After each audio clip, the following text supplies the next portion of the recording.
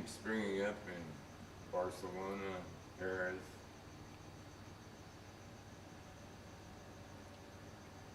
To sort of mimic this one museum for a long time. So Jack Hare went over there and said, hey, why don't you use hemp? Use the hemp word. The hemp word, yeah. Because after all, it's kosher. Exactly.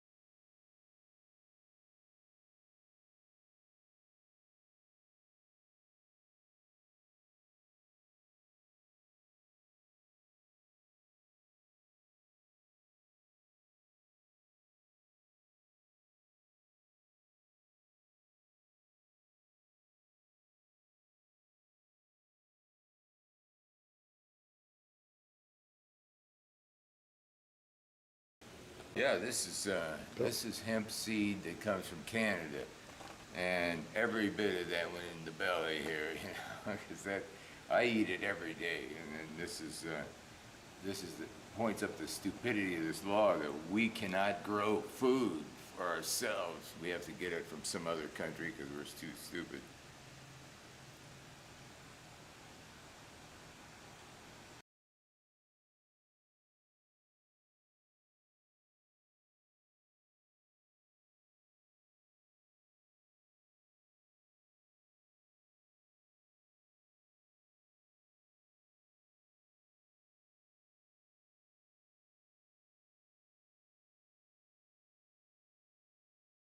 Yeah, hemp food is an incredible source of food for people.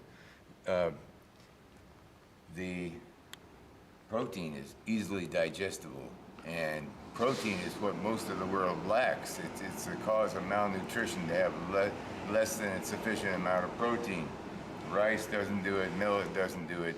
Hemp would add in a source of protein that everybody can grow because it's a weed, it's called weed. It grows very well everywhere, and we want to get that message across that not only do we have healthy food here, but the oil is it's an essential oil. These oils we can't do without. And if we don't have the right kinds of oils, we substitute inferior oils for those oils. So here's one it's equivalent of fish oil.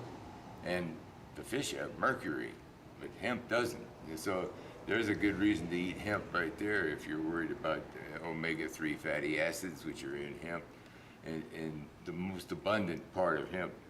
The mix of oils is perfect for the human body. Dr. Roberta Hamilton, from she's a professor emeritus at UCLA. She told us all about these oils, and she said, I discovered these myself. I was looking at oils, and the only one that would do it, the only great oil is hemp. You know, so she's an expert on the hemp oil.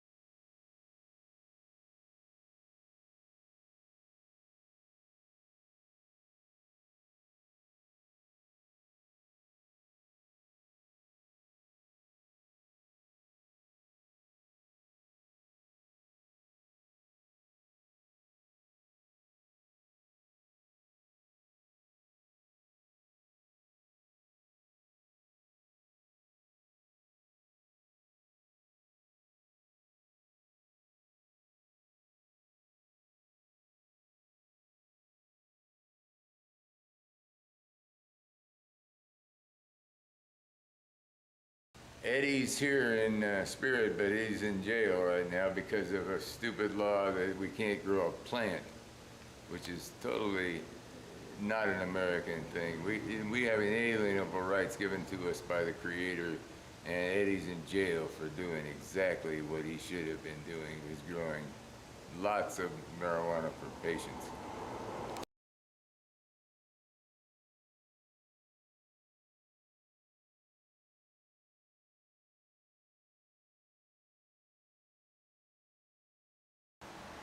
And this is a hemp religion room, and because this is a natural substance given to us by the Creator, a plant.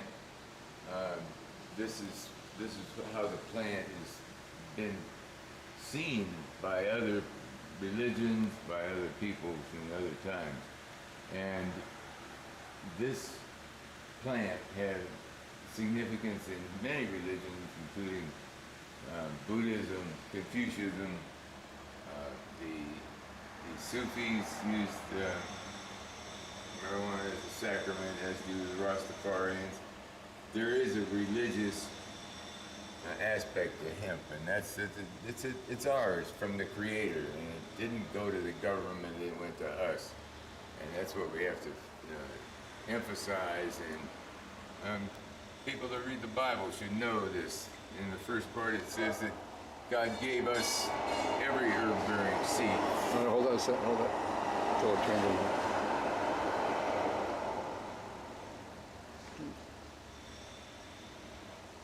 The herb-bearing seeds and used to be used for meat, to eat them, and those are ours. It's just hemp can be eaten, and hemp is good to eat.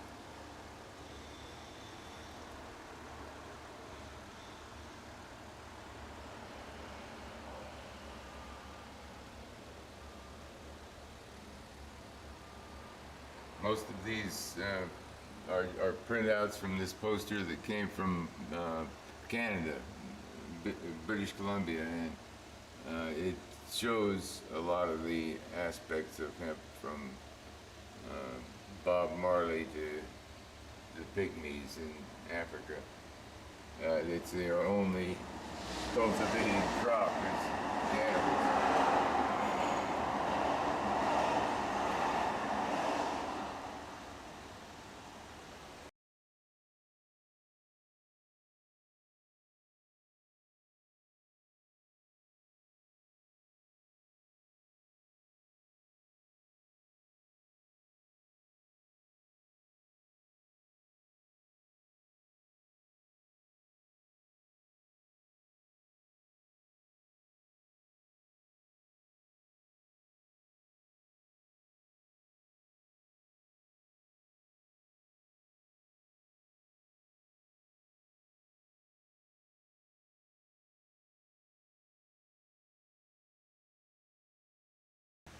I had a great experience the other day in a flea market. I found this display of hemp, and I go, yes, that's what the museum needs. And so this is a board that was a company in Colorado, Enviro Textiles LLC. This is 99 different kinds of hemp fabric. All made in China, all blends of silk and cotton and hemp, and 100% hemp, of course, there too. This is the potential of hemp, and we could be doing some of this, making some of our own cannabis and so on. This rug right here is the thickest, softest rug I've ever seen in my life, and this is the kind of industry we should have. This is 100% hemp. The backing is hemp. The backing in rugs was traditionally hemp. Even wool rugs had backing made of hemp. This is made in China. This is the Chinese symbol for hemp right here in the middle. It's male and female plants hanging in a drying shed. And we'll see the symbol again later on. But These are fabrics from a local Los Angeles company called Hemp Traders. And I All right, got let me a just lot get a of- clean shot without your hands in the way, if you don't mind. Yeah, sure. Okay. You can keep talking. it And just- the top row is different colors of hemp that was dyed with, like I say here, barks, lichens, onion skins, curly dock, some other dye plants. So there's a variety of colors there that we dyed. Let me just hold it right there for a second. I feel my phone ringing. Let me just make sure. So you can go ahead and start whatever you want to say. Yeah, a lot of these wallets have been worn. These couple down here in the right corner have been worn out by use, and there's wallets being made mostly in China, of course, because we can't grow this. But I also collect anything with a hemp leaf on it. So Sure. that's what the leather ones there with hemp leaf. And Oh, again, I like the hash instead of mash. yes, That's and cute. he did a whole series of takeoffs on McDonald's, and I mean, he got sued over and over again Yeah. by companies that. And go. This is a collage of hemp stuff that I put on this frame. At the bottom is an old shirt that had, this shirt is made of marijuana across the back. So when I was standing in line at the supermarket and somebody behind me would have to read that, 3 circular Nepalese hats from Nepal, and a wallet, a pair of pants that I wore out and cut up, a shirt and so on. So it's just a collage of hemp things that down here in the corner is a pouch made by a woman that out of hemp twine, out of sunshine did that. Go. Okay, this is a little drying thing from the past century where they used to dry socks around the fire and stuff. But this is t-shirt material, very great, soft, fluffy material, and little tykes. This is the perfect material for diapers, right? Stop filling our landfills up with paper and plastic diapers. Boxer shorts made out of hemp. This is a vest, a prototype vest that was made. This is a silk. These panties and top were hemp silk blend. Apron here of 100% hemp. These curtains are hemp, hiding a little window here, but these were Oriental style curtains. Okay. Just stay right there and let me just sort of get a long shot of you while you're just kind of looking at that stuff and handling it. Okay? And here's Okay, wait. Just go ahead and handle that stuff over there again. Yeah, you don't have to be saying anything. It's just basically, you're just looking. the straight razor. And let me get it from this side here. Okay, and kind of, yeah, face the angle towards me. Yeah, you're just kind of looking at it. You're just looking at the stuff. It's just kind of B-roll here for me. Okay, yeah, okay, yeah, let me get a close-up of that. Perfect, okay. Let me see this leather strap here. We didn't get that before. Yeah. Okay, you want to say something about that? Yeah, this is an old straight razor strap where you hone your razor. The one is leather, the other is hemp canvas. Okay, You can see the weave in there in this one. yeah. Mail bags used to be made out of hemp.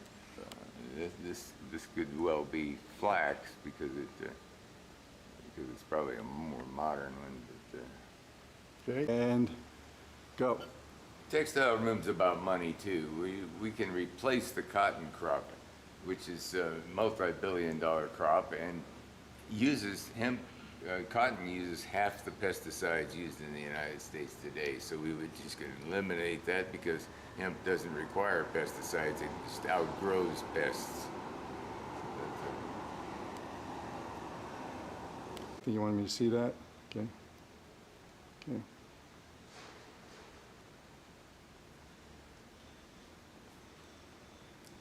Buttons. Okay, so what is it you want to say? Go. This is one of the first shirts that came in the modern hemp movement from China, and it didn't take long for hemp to catch on because people that use hemp, like Calvin Klein and other designers, love new fabrics, and Calvin Klein. Over to the side here is a picture of Calvin Klein, which we'll hit. Who's saying, "I wish I could get more hemp," because this is something he was one of the first designers to say, "Hey, hemp's great, and we need it in fashion." And just pan down Okay. below that. It's about fabric.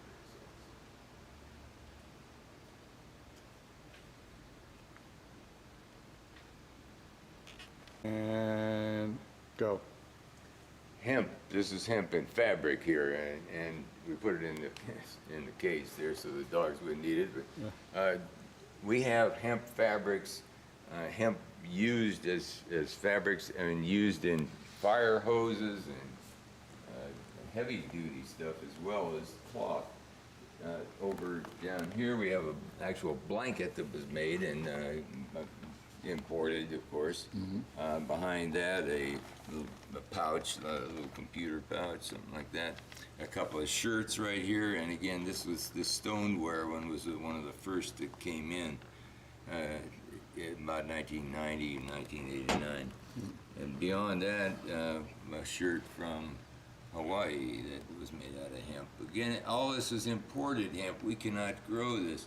And some of the books that we have up here about textile fabrics and mention hemp, and they don't try to say it's a bad thing or anything like that. I went to the Nevada Museum, State Museum, and picked up this book here that talks about hemp. Hemp was used in the old West. The first Levi's were made of hemp.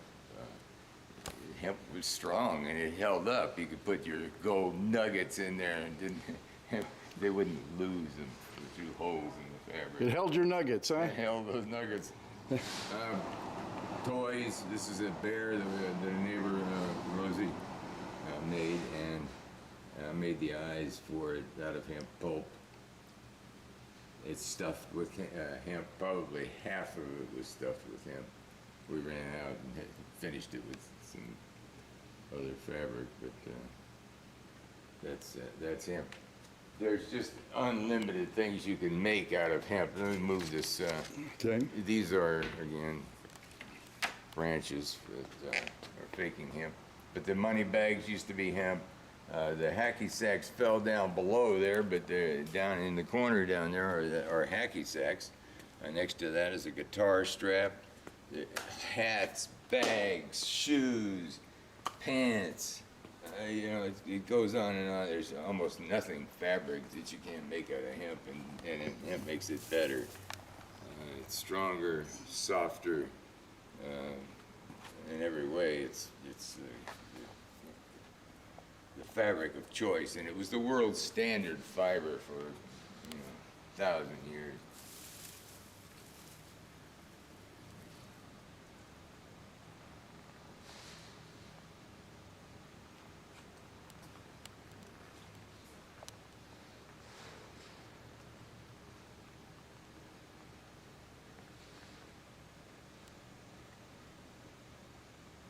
And go. This is part of history as well as fabrics, because in the old days, every farm had equipment to make homespun, which is hemp. They would send the guys out to the backyard to cut down this stuff that was growing out in the patch, in the back, or if they raised it on a field, and they would process it with a break it up. Take the fiber, this is hemp fiber, on 12-foot tall plants. This is what makes the ropes and sails so strong, is that you could make yarns to weave into fabrics and ropes that were 12 foot long. The fibers run the length of the plant. And that's what makes hemp, one of the things that makes hemp really strong. So every farm had hetchels, which are these spiked things for cleaning hemp. They had spinning wheels, they had looms. This was just regular stuff to make clothes. All the lace that was from a dissertation by this guy over here, George Melvin Herndon. He wrote a book about the history of hemp in colonial Virginia, and every piece of lace that was made out of hemp because this is what they preferred. And I guess the women knew that it would last forever, and they spent a lot of time making lace. Okay, so they wanted it to last, not just dissolve.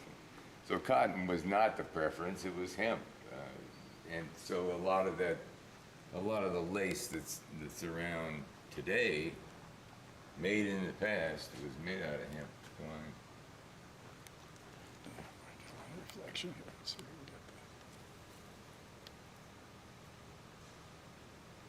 get that. And go.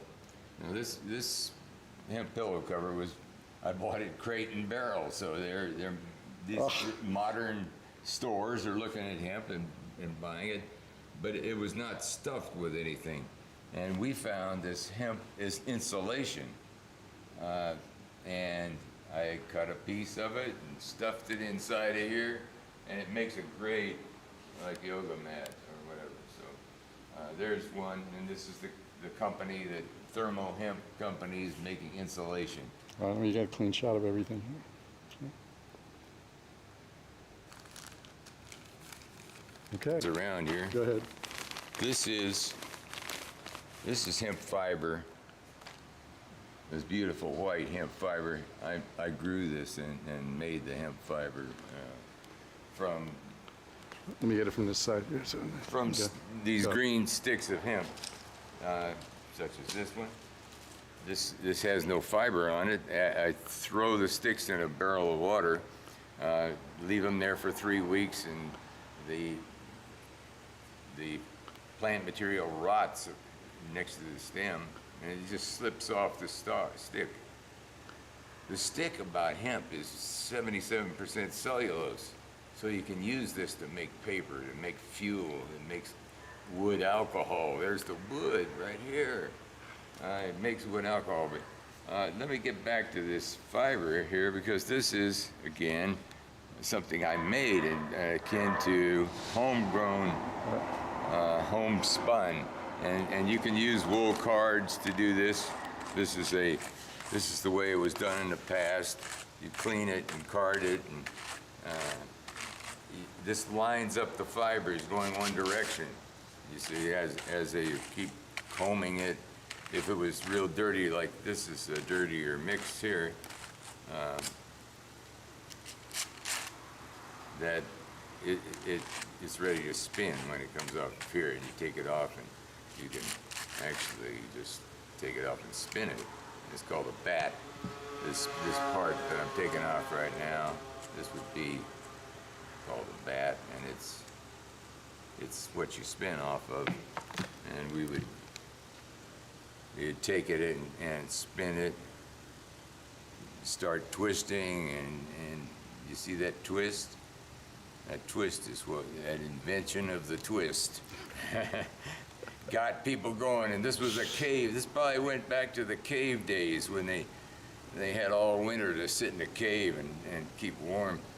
They had hemp with them, and they would spin it during the winter time. This is my theory, and make twine, and this is what you can do with it. So. Yeah, hold it up again so I can get another shot of you and your twist. Yeah, and this is the twist. And then if we had a spinning wheel, see, the spinning wheel would be doing the twist, and that twist comes right back here, and I just add to it, keep pulling it out, making it thin. See there? See that twist coming back? We're just getting it going. The beginning of civilization, right there. This is it. Plants are the basis of civilization, and one of the first parts of civilization was the fact that we could use a plant, make a tool. This was traps for animals. This was nets for fish, and on, and clothes, of course, and thread and bowstrings. You know, you name it. This is our history, and we're not told anything about it. We have a whole history room that we're going to show you soon, though. Yeah, perfect.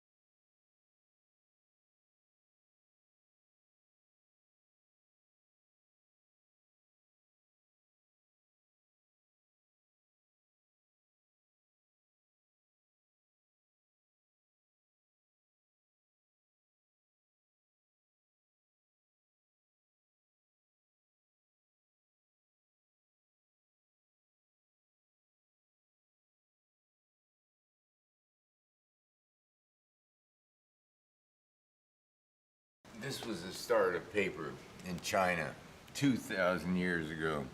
Okay, so it's only started. And again, as it says, China kept papermaking a secret for 500 years, and they developed everything that you can imagine using paper for. Building paper, you know, they used playing cards, paper money, you know, just everything was developed in China over this 500-year period. Maybe except vacuum cleaner bags, because they didn't have vacuums. But this is again part of the history, and we'll come back here with history to talk about the Chinese and use of hemp that started so long ago. This is a USDA yearbook that says the 500 AD. They said that they were using paper 28th century BC, almost 5,000 years ago. So not only cloth, but food and oil, and then later on, because they had hemp, and the hemp nets that they pulped up for the first paper happened to be hemp. The first paper was made out of hemp. This is John Adams. It shows John Adams writing, probably Let me get a better. writing the Articles of Confederation, I believe is what was this document he's writing. I'm trying to get where it's not reflecting. You're not going to get that. All right, so here we are. You want to continue your little rap about him? Yeah, all the important documents we have, the Constitution, the Declaration of Independence, the Articles of Confederation, these were all drafted on hemp paper. That's the only kind of paper there was, rag bond paper. And what made better rags than sails? A 2-ton sail off a sailing ship is going to make 2 tons of paper. So that this recycling was incredible in those days, where they actually took the hemp and took the fabric that they had and pulped it up into paper. That was the recycle. This is the first attempt I had at paper. Here's a list of the things that paper can make, and we know those things, and there are thousands of items that are made out of paper these days. Let me just get that listed.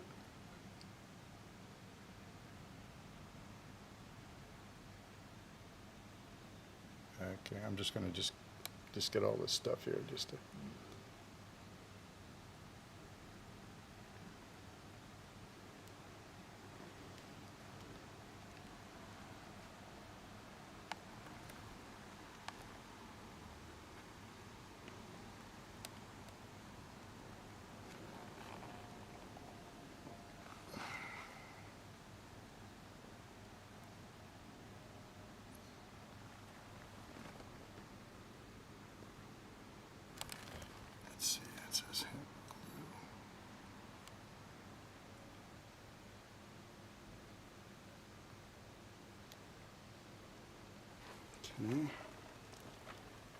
My God, where did you find this? It was in a antique store. This is a book, a record book, so that they went to great detail to write on these. It was 1882, so in 1882 they still had rag bond paper, and anytime they used it for record keeping, they would make sure it was rag bond, because if there was something else that was secondary to this, and they dyed the paper in those days blues and yellows and keep up there.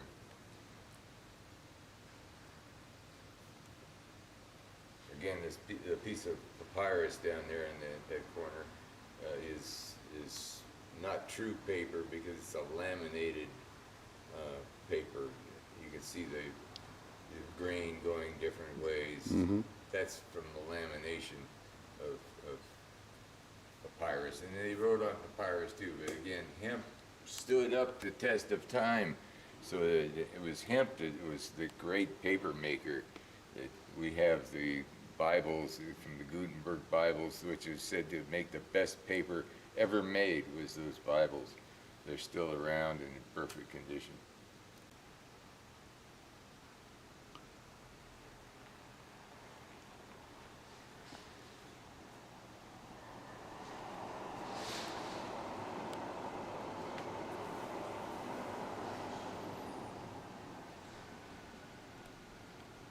And go. This 1848, some legal documents from 1848, and again you can see the blue rag bond paper. It's in perfect condition still, that was used to keep these documents in the various pieces that were used to verify and so on. Old tents, old sails were used to pulp up and make this paper. This was the source, and there was a big recycle movement around paper, because old rags were valuable. Old rags could be pulped up into paper. This is a cover of a book we're writing. It's not done, not quite done yet, but we're writing a book on paper. We've written 3 books already, and this is one of the next ones that would be out. We have a couple of pictures here of the old times.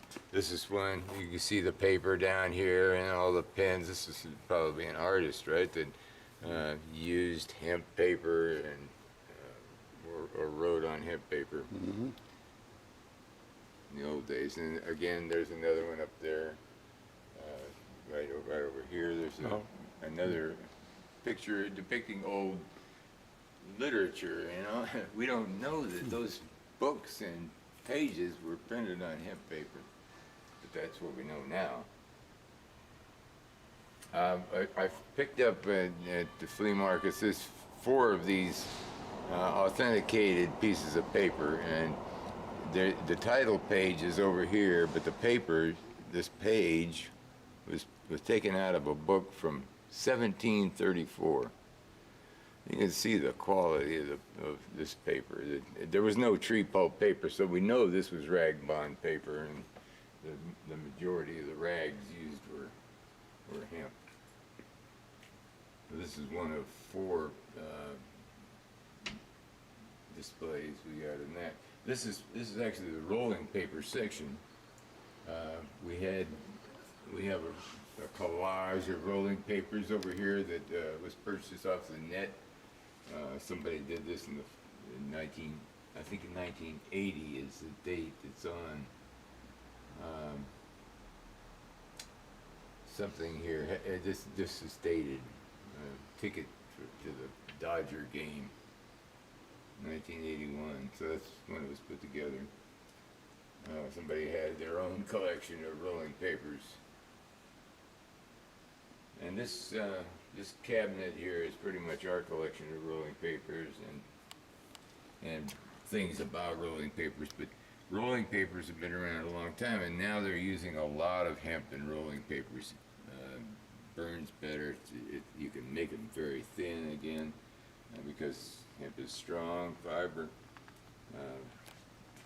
A few things that I made out of paper down there, just not too much, but there's a guy up in Leggett, California, John Stahl, who had this Church of the Living Tree, and he makes rolling papers.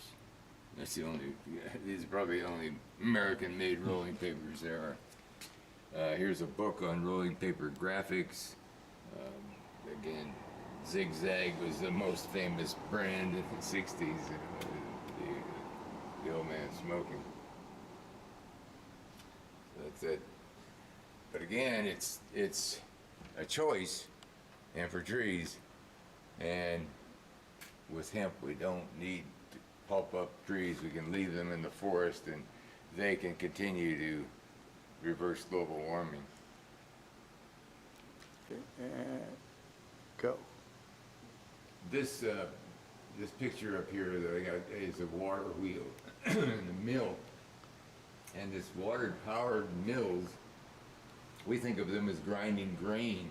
They have this big wheel going around, but most of these mills pulp paper. This was a slow pounding action that pulped up paper, and the wheel was perfect because the wheel, when it gets a certain amount of water on it, it turns, nothing stops it. So that torque, that constant pounding, and it sort of was on a cam, so that there were a bunch of things pounding, pulping paper. And there were hundreds of mills in early America.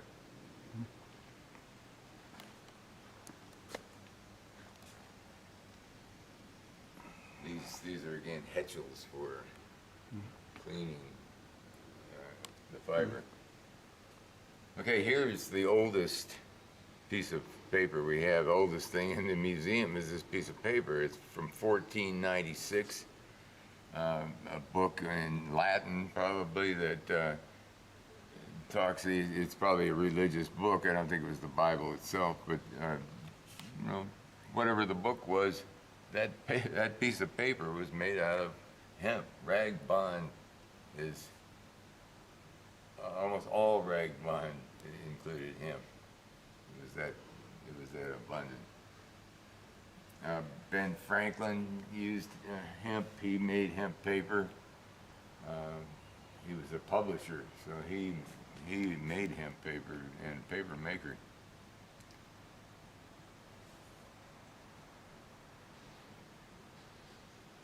These Hang on a second, let me just Sure, get a couple sure. of shots here.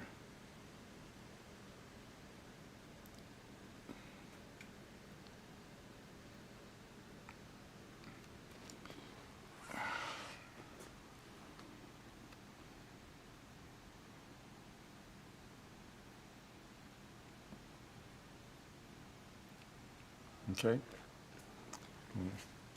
these are some of the boxes I made for the museum. I'm trying to make paper. I made these pieces of paper that are framed here, and then I made some small boxes out of some of those pieces of paper. This is all the natural hemp color when it's cooked up and pulped up. Nice, and you can bleach hemp very easily with peroxide as opposed to chlorine. Okay, so that's important in paper making today. And it folds very nice, which is important in paper, that it folds, and you can just fold it, and it doesn't break and tear apart and so on. There's this. Let me do. Let me try it.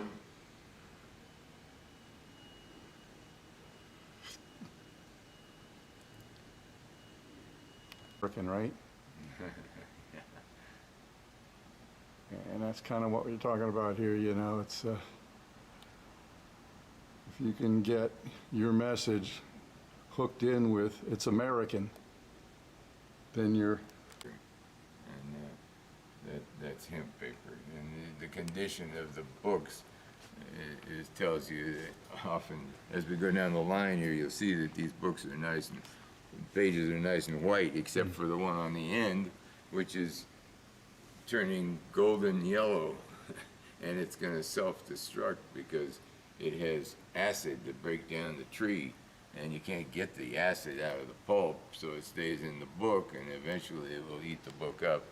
And these other books are going to be around for the shelf life for hemp paper that has no acid in it is 1,500 years, not 100 years. Yeah.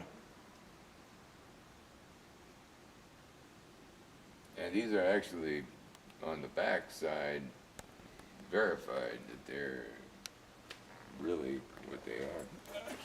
And they were still cheap.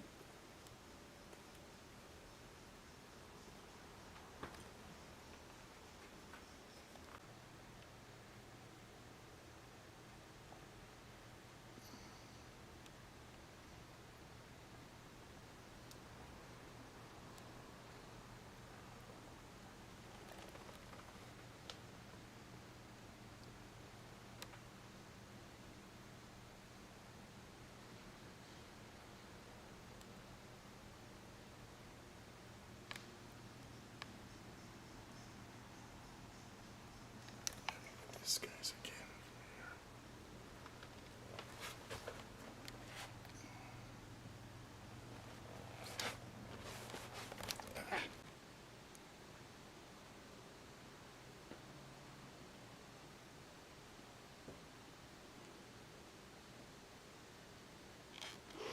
All right, so this is an add-on for the textile.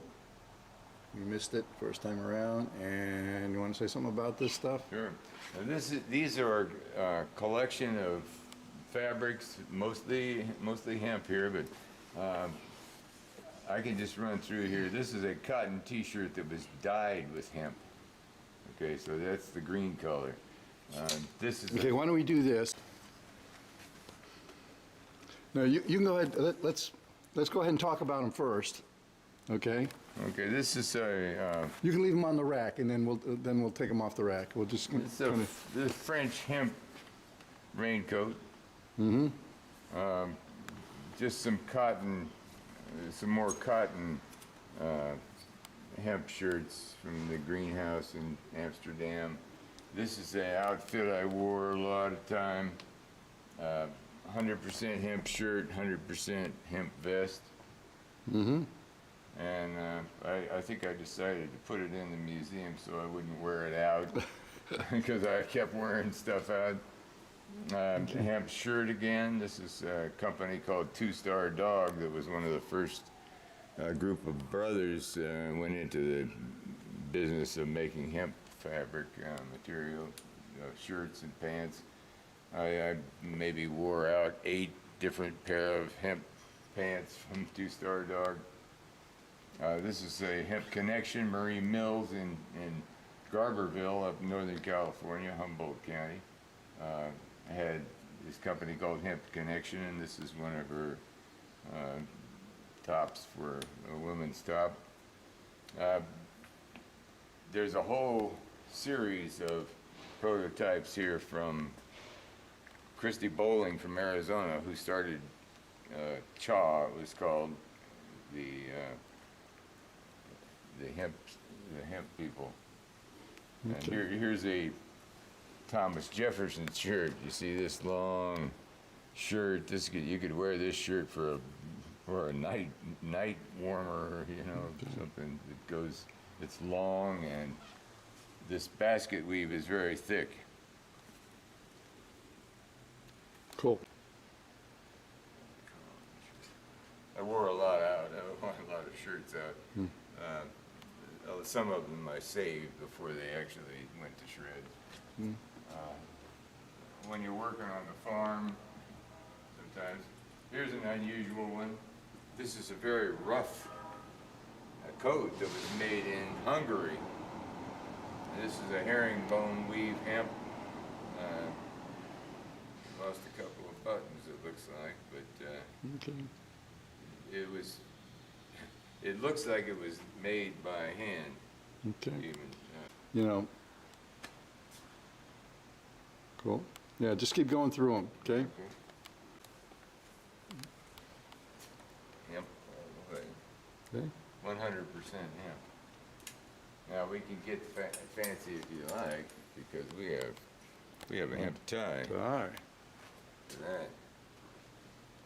And again, 100% hemp. It's a good one. Okay. This is an Armani shirt. Okay, Armani.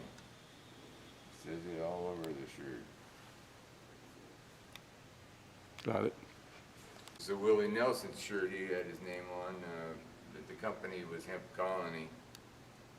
Okay, hold it still for a second so I can get the look. Got it. And we used this on his bio. Yeah, I was in his bio.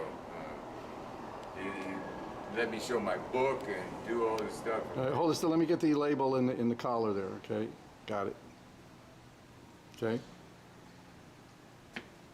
But Willie's a great hempster.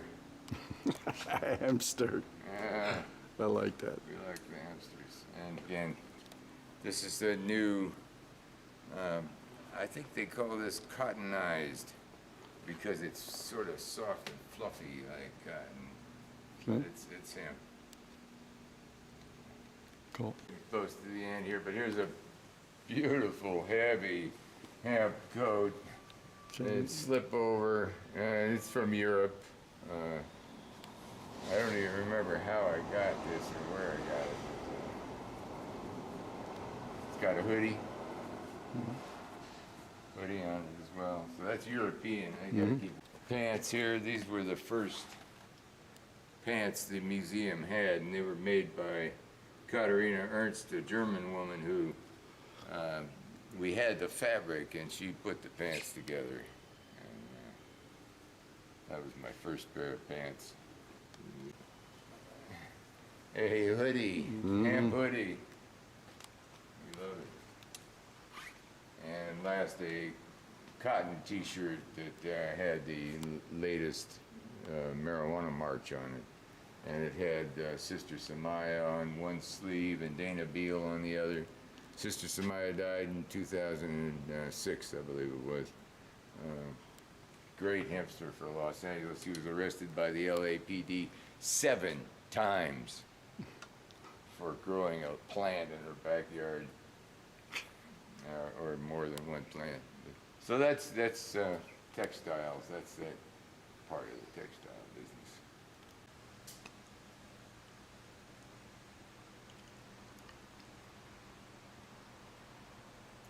All right, anytime you want to start.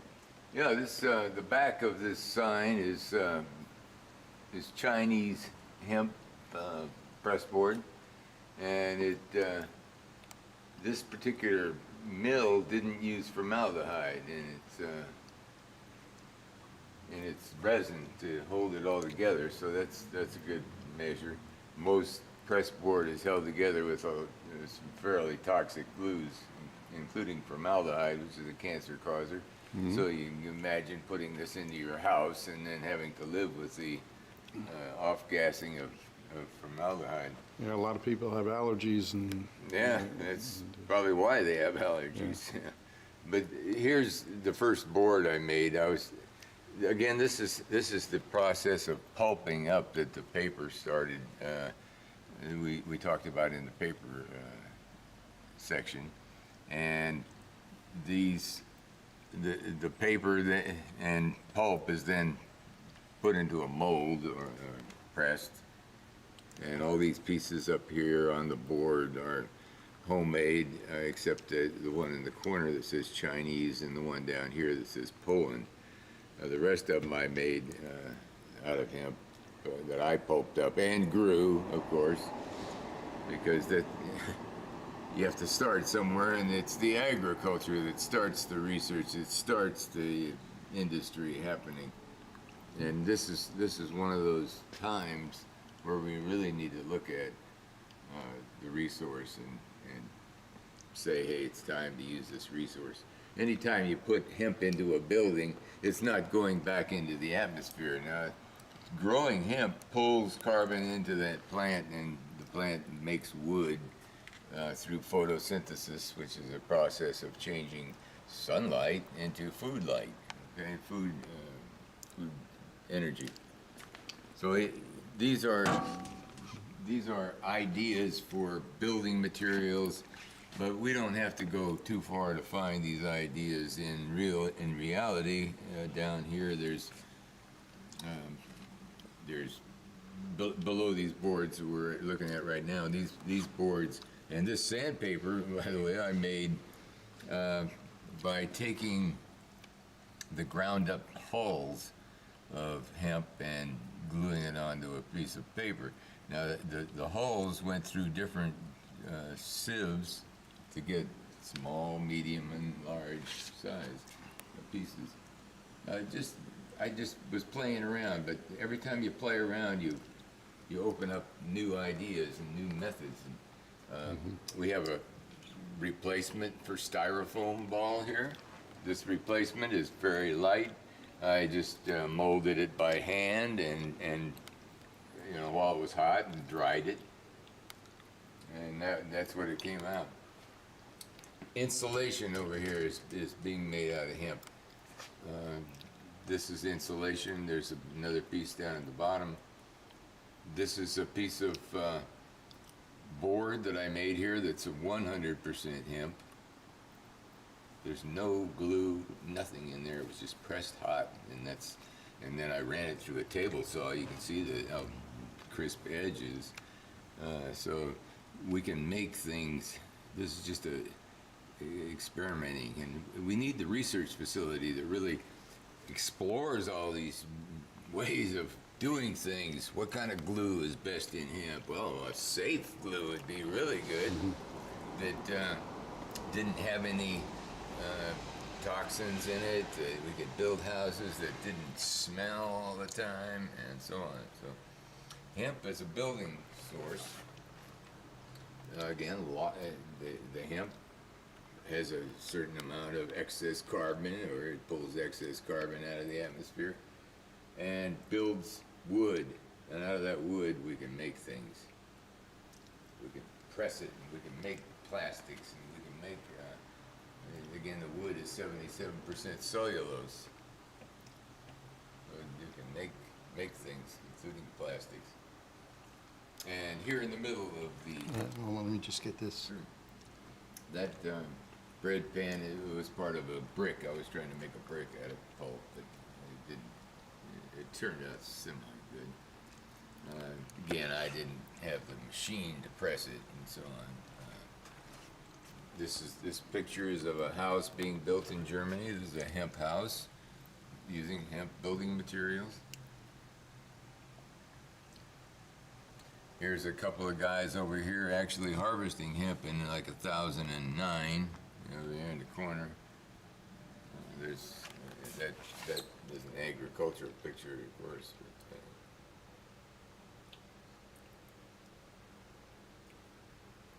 But hemp burns, produces power. We can power ourselves. We can build the houses up.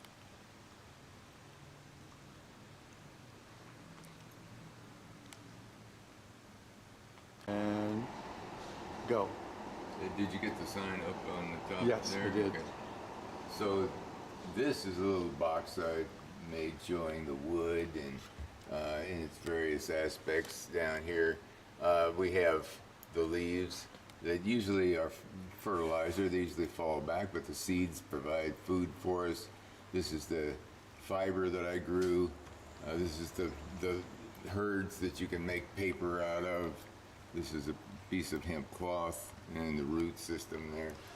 So this little box, and of course in the middle the bud, the flowers, and a tincture that's made out of hemp tincture. Medicine, we haven't been to the medicine store yet, but we will get there. Maybe we should move right over here to... Okay, let me just get this so that I've got a good shot, because this encapsulates everything right there in this one frame. Yeah. Okay. Go. Okay, this is a way of storing excess carbon. And here's a perfect example. You see it, this is made of hemp herds, the pieces left after the fiber's been removed.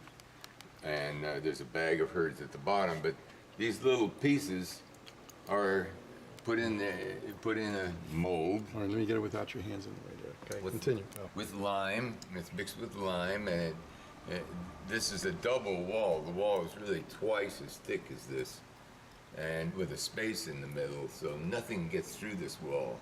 You know, no heat loss, no cold can come in. This hemp concrete piece here. The foundation for Hemp City is a recipe that I made a cookie sheet full of. This is half hemp by volume, and it changes the whole characteristics of cement. In other words, the cold would go through cement before. It doesn't do that now. This insulates. It helps add insulation to the cement itself. Of course, you can mold hemp pulp. You just have the pulp in.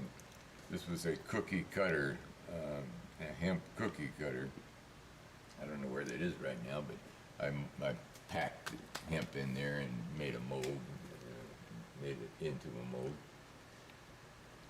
Again, a lot of this pulp was just cut up little branches of hemp so that people can do this, you know, if you're growing hemp, a lot of medical people are now. Save your branches, cut them up into little pieces, and then you can use that pulp to boil it 8 hours, you know, save the glue that comes out, and so on. And we've made quite a number of boards at the farm.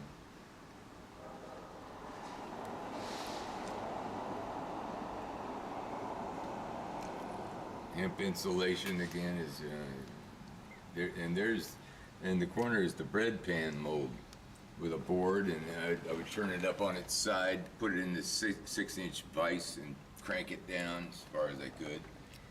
But with hydraulics, you see a hydraulic press, that's what you get to slam it down and make the board tight and set the glue.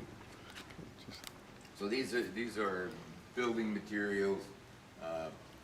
Robert Dice is a hempster who died, and we still keep his stuff around. He wrote a book on hemp history also, so he's a good guy. This T-shirt from C&S Lumber Company. They were the first that I knew of that made hemp pulp press board, and they tested it, and it tested out stronger than wood pulp board.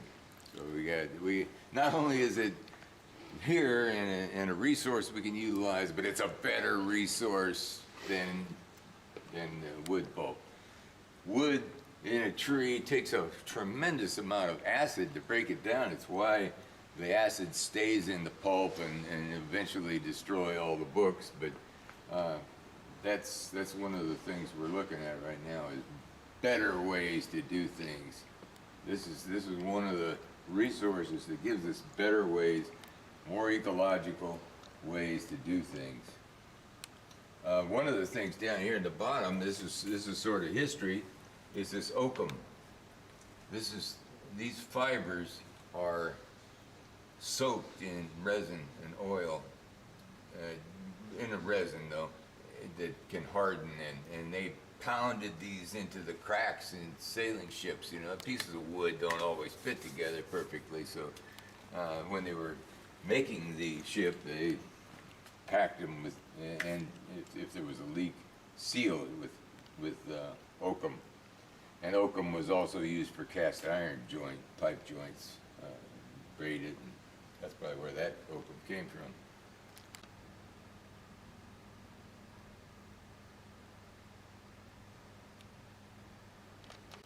And go.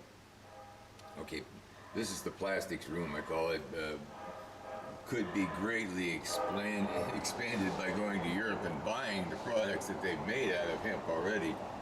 For instance, we have a grinder for cannabis over here, and a scale that are both made out of hemp plastics. Over here is a CD tray that's made out of hemp plastics, and it was made in Germany for a guy in Australia who was a musician and needed CD trays. Thought maybe, hey, let's get hemp ones, and he made them and sold them for a while. That's where we got it, those. There's books. We have books on plastics, and it talks about the plastics came about as a replacement for ivory billiard balls. That was the first real plastic that came in. Cellulose is made out of plants. It's a plastic. So it's not just, and these are things that could be made out of plastics. We have a could be section there that all that stuff could be made out of plastics. And the story goes that anything you can make out of fossil fuels, hydrocarbons, you can make out of carbohydrates. It's just a carbon source. And it's a simple carbon source. We grow it with the light of the sun. $1 trillion. Okay, and go. Okay, this is the hemp economics room, we call it, and hemp economics is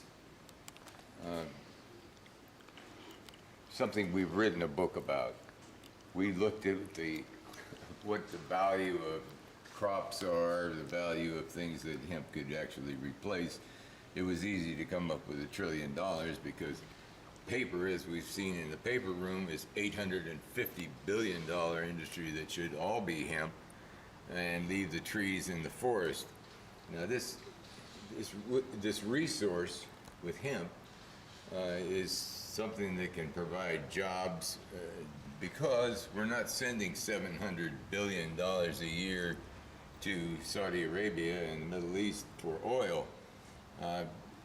These friends, Lynn and Judy Osborne, who are great hempsters who were arrested and spent time being incarcerated and hassled by the government, made this schematic. This is hemp, the seeds, the stalks, and all the products that can be made from it, including building materials and biofuels. Biofuels, any amount of the $2.4 trillion energy bill that we have in the United States that hemp can take, this gives a great growth potential of the hemp to replace $2.4 trillion industry. But we can do that starting with hemp because any amount will cut down the use of fossil fuels. And we need to start that, of course, immediately. But in here we have, as economics, what does hemp produce? Food products, health industry through its amino acids and fatty acids. The oil provides paints and varnishes and biofuels.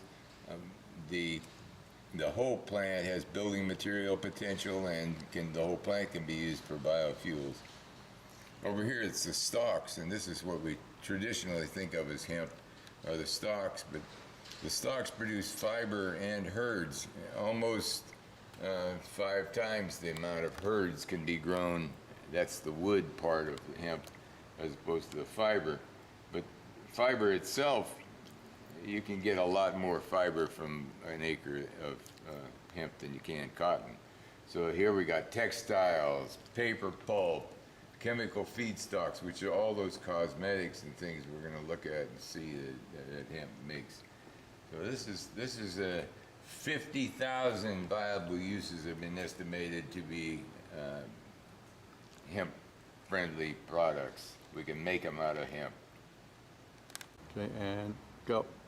Yes, hemp history started way back before we were able to read and write because this was probably a food source for our ancestors 1 million years ago. And Homo sapiens, the species that we are a part of, has only been around for 100,000, about 100,000 years. So, and all human life, especially Homo sapiens, started in Africa. And southern Africa, it looks like the idea was that one woman gave birth to a big-brained baby and was able to give birth to a big-brained baby without dying, and that baby survived and passed those genes on, and it built over the years. to where we now have a larger brain than they did in those days, and are more able to use it for tool making and stuff over this 100,000 years. So we have some books on the origin of man. Now, they don't specifically talk about hemp, but it gives us an idea of what was going on in the industry, that agriculture helped people settle down into villages, and agriculture was again the basis of civilization. This is what Huntington Gardens is talking about. Their education is called learning about plants from the ground up. That's where you start. And plants have a lot of things to offer for us still. But twine was for fish nets and traps and so on, bowstrings and thread, started before the beginning of written word, and so we don't have a great history of it, but we do have some pieces, like 9,000-year-old pieces of fabric that were hemp. So a lot of it's a papyrus thing again. This plate shows sailing ship, and sailing's been around for 6,000 years. This picture right here is of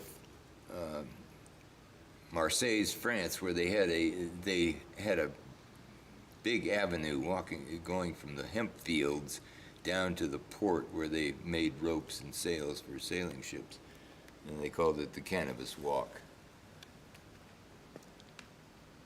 And that's Egyptians had a name for hemp called Sesmet, S-E-S-M-T, and that's Sesmet in hieroglyphics.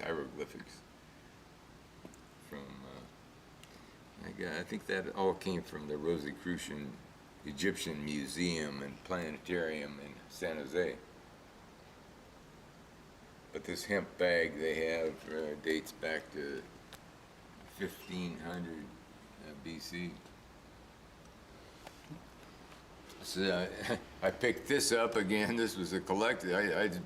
Somebody was selling their grandfather's effort at putting together a terrarium kind of sailing ships, and so this shows a lot of hemp in here. All the ropes, all the sails, all the flags, banners, logbooks, uniforms on a sailing ship were hemp.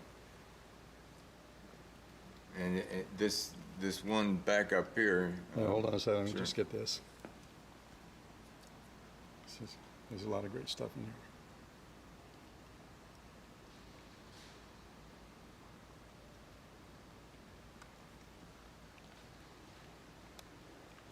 Okay, go.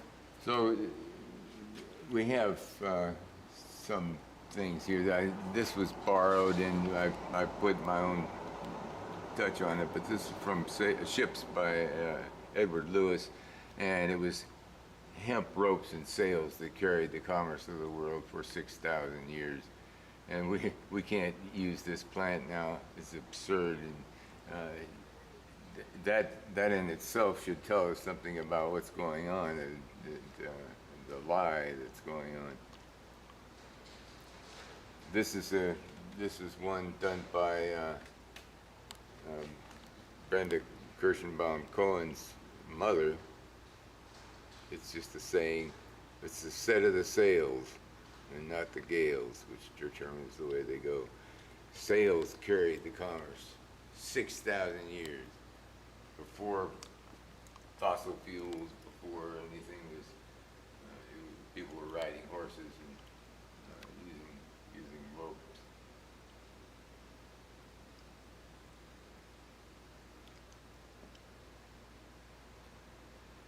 So we have a lot of stuff around sailing ships around the world. This is what happens. This tapestry up top here shows the revolutionary America. Loading huge ships. Down below here is a coil of rope being put on there. That means somebody in industry in the city made the rope and is selling it to to whoever is in the big ship there.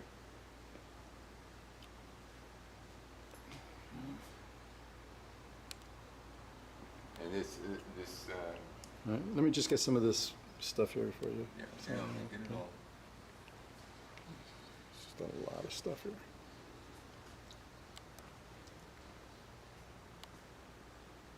And this three-masted ship is what really started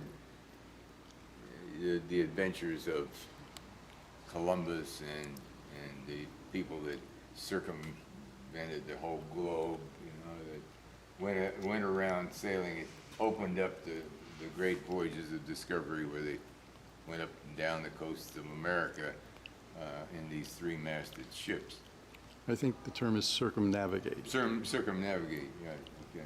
You want to try that one again, just for the sake of... Yeah, Wait. You know what, let me just get some more detail, and then we'll wait for the train to go by. And then...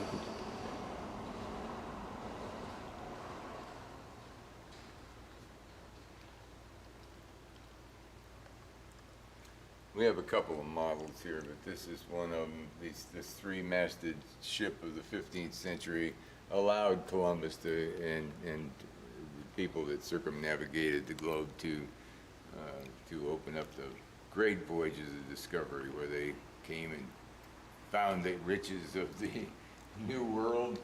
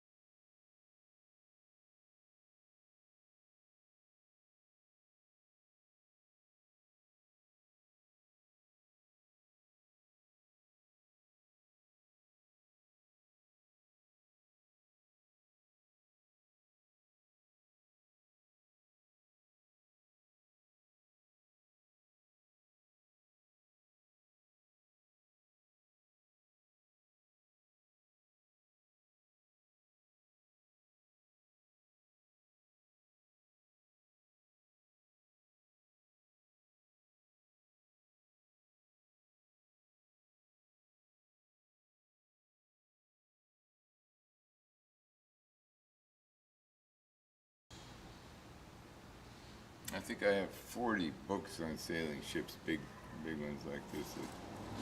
And a lot of them just don't mention hemp at all. They just talk about sails and canvas. Maybe they use the word canvas, but hemp's sort of a lost word because of the association, the guilt by association. Guilt by association, yep.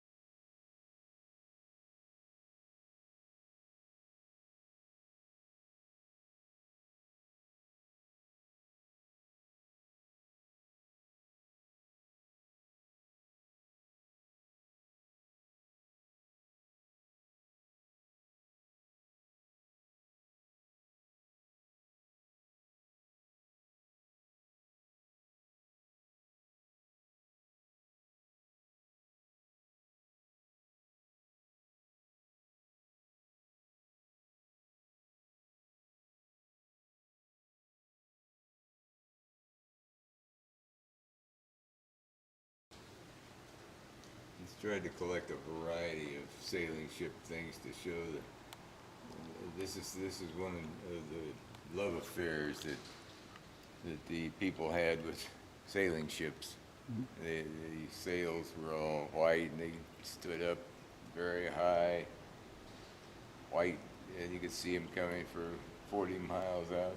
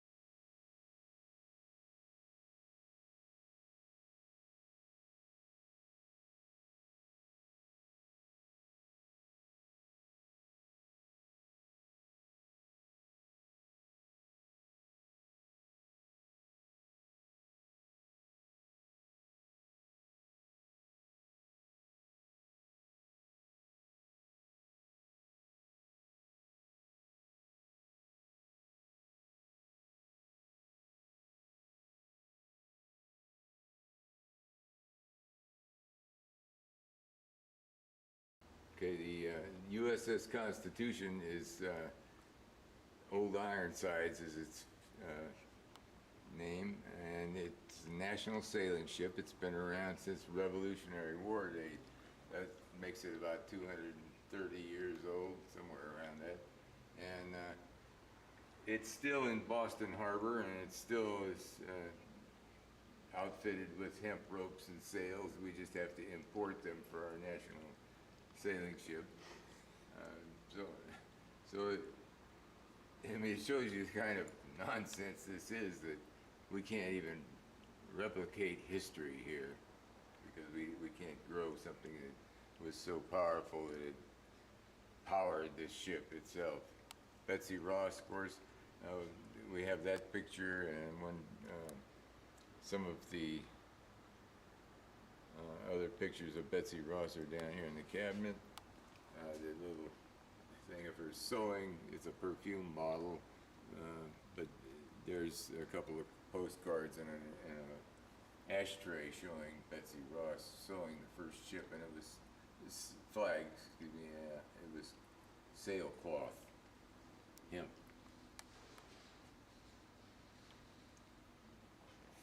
This is one of the ships that's still around, the frigate Constellation.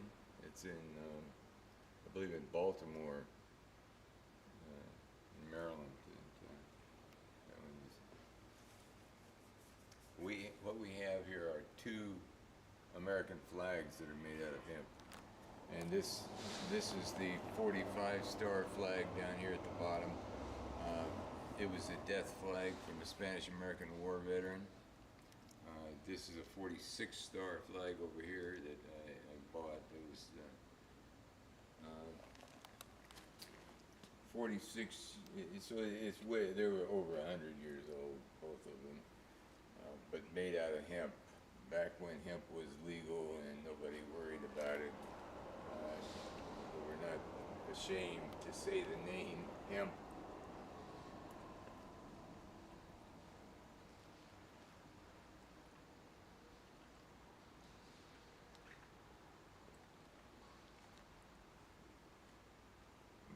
We have a section here on a famous hemp grower, George Washington, who had a 40-acre patch down at his estate in Mount Vernon, and that 40-acre hemp section is mentioned in the handbook about Mount Vernon, that he actually did that through hemp. So much reflection here. just have to kind of get it just to, okay. You want to move that light down a little bit?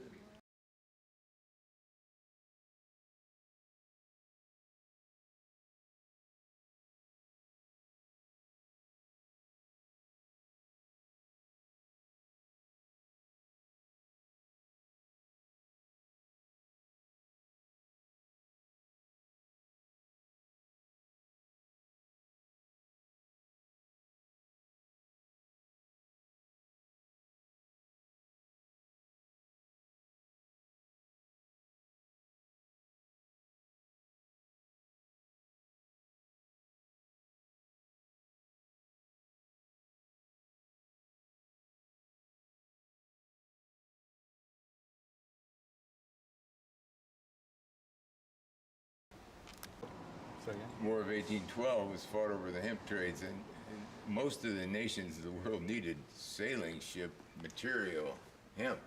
And it just so happens that Russia was the main supplier of hemp for the world. In northern Russia, you could only grow 100 to 110 days because of the weather. So hemp would grow in that short period of time because it grows real fast. And they were the big supplier of the world for hemp. And it got to the point where there was a war to determine who actually made it to Russia to get their hemp. And it was called the War of 1812. And we happen to have gotten a grave marker from the War of 1812. It shows this anchor with everything on the anchor because it was fought on the seas almost entirely. That war. Can't seem to get it without reflection. Okay, doing the best we can here. Down at the bottom here. All right, hold on, let me just get Sure. this here.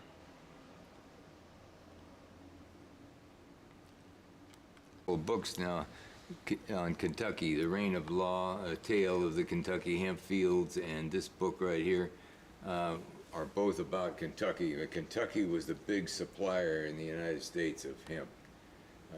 It was something that the people out in the hills could do. They'd grow hemp, and you know, along the river valleys it was grown.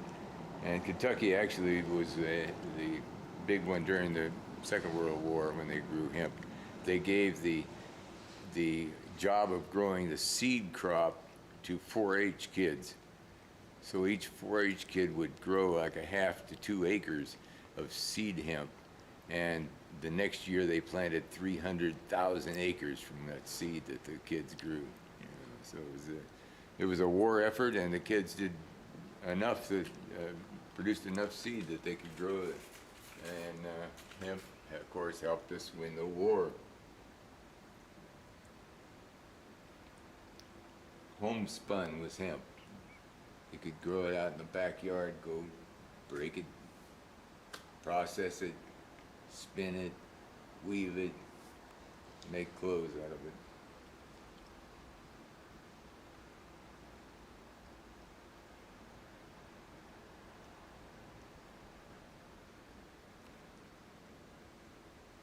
That's an amazing ship, 36,000 square feet of hemp sail. Whew.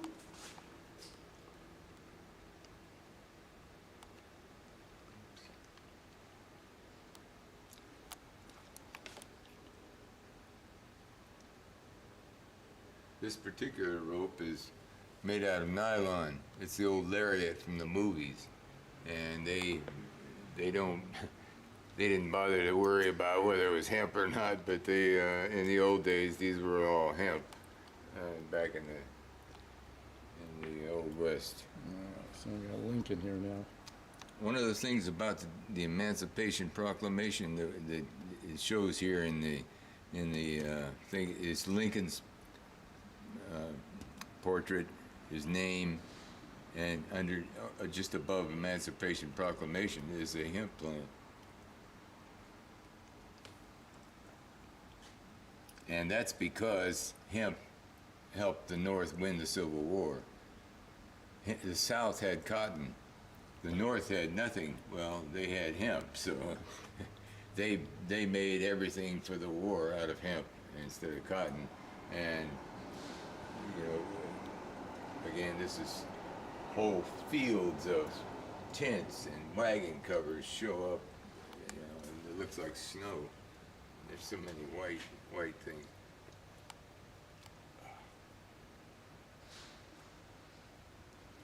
That's teach reflection here, so that may be something that I'll take a picture of. Yeah, as much, you know, that you can get photographs of, obviously, would be helpful, you know, to augment what we're doing here. But the Old West used the wagon trains would kick off from Missouri, St. Joe, St. Louis, and they would be covered with hemp, and so the people in Missouri grew hemp to make wagon covers and started an industry to supply these wagons going west. And one of my distant relatives was in Missouri growing hemp for that very purpose.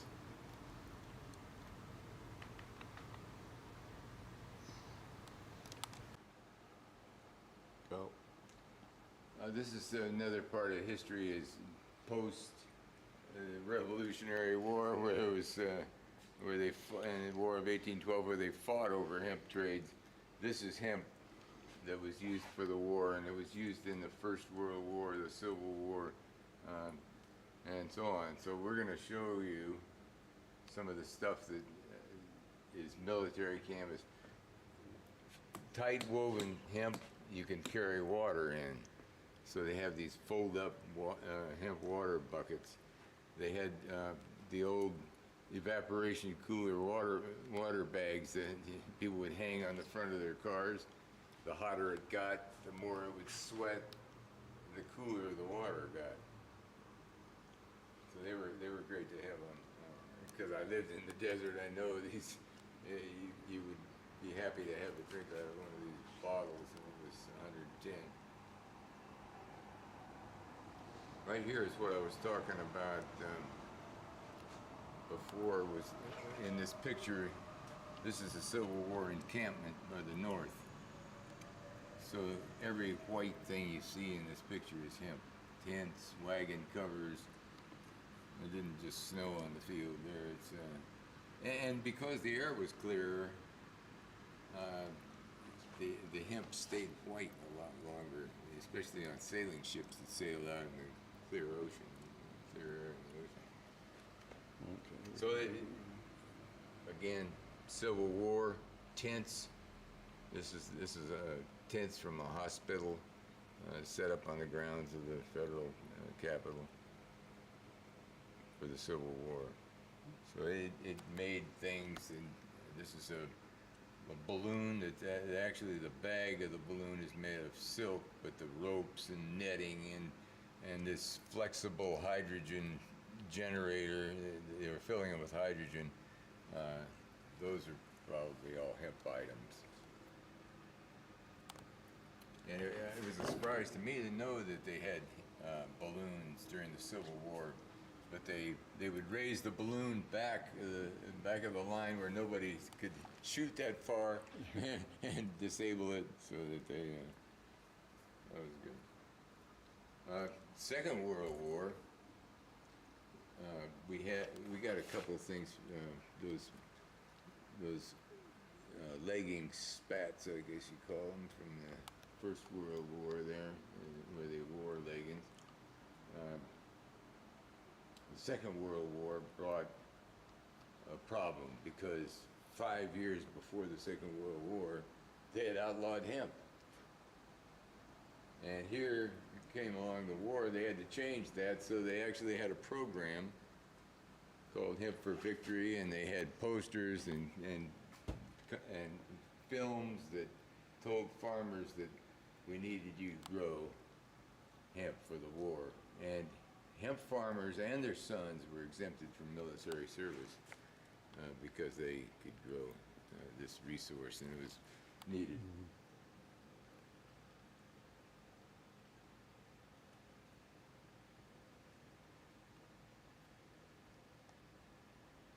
In just a short period of time, they had planned 71 mills to open up and process 150,000 tons of hemp into rope and cordage.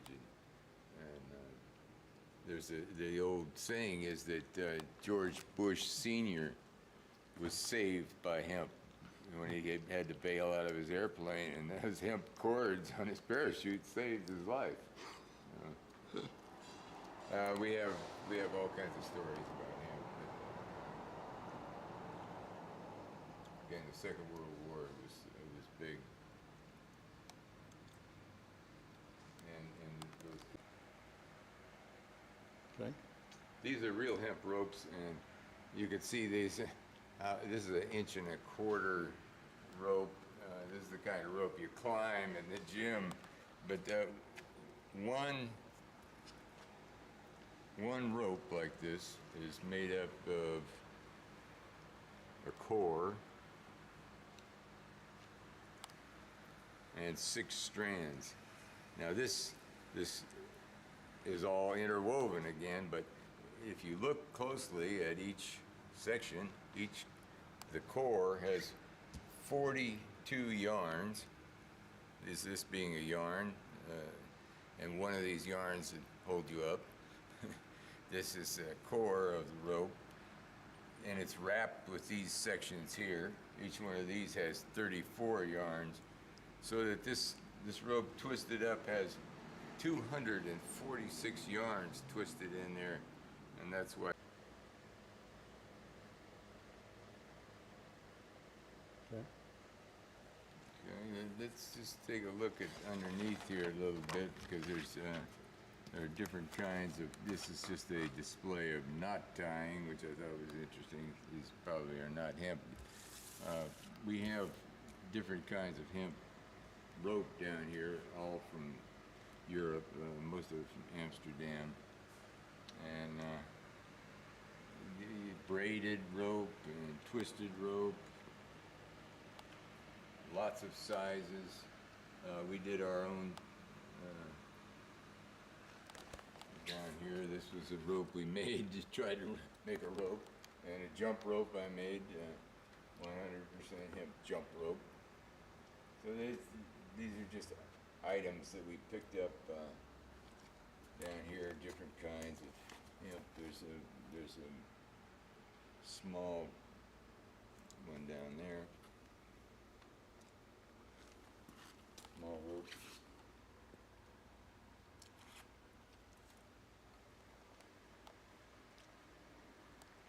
These are bumpers to keep the boats from banging up against the docks. They just hang them over the side and they beat them up. What could be better than hemp, which is the strongest fiber there is, to outlast anything else? So this is a list from a dispensary showing all the varieties of kush that people have put in. Durban is a type of pot from South Africa, Durban, South Africa. And Kush is, what is Kush? Kush is a type of pot from Afghanistan and the Middle East, other countries around there, but basically it's a pot plant. So you can see that somebody's been breeding kush with all kinds of different things to make all these things. Here's a real Afghani kush down here. Now that might be close to the pure strain because it's Afghani and kush. It might have been crossed with an Afghani strain. There are like 850 different strains right now, not counting the ones that haven't been, established. LA Confidential is a strain that was this guy here, the seed company, the DNA seed company has a LA Confidential, and it won a cup prize one time. So it's a good strain, but that's what this is. It's a list from a dispensary. These are probably all the different kinds of cushions that they had in the store. Somebody donated that to the museum.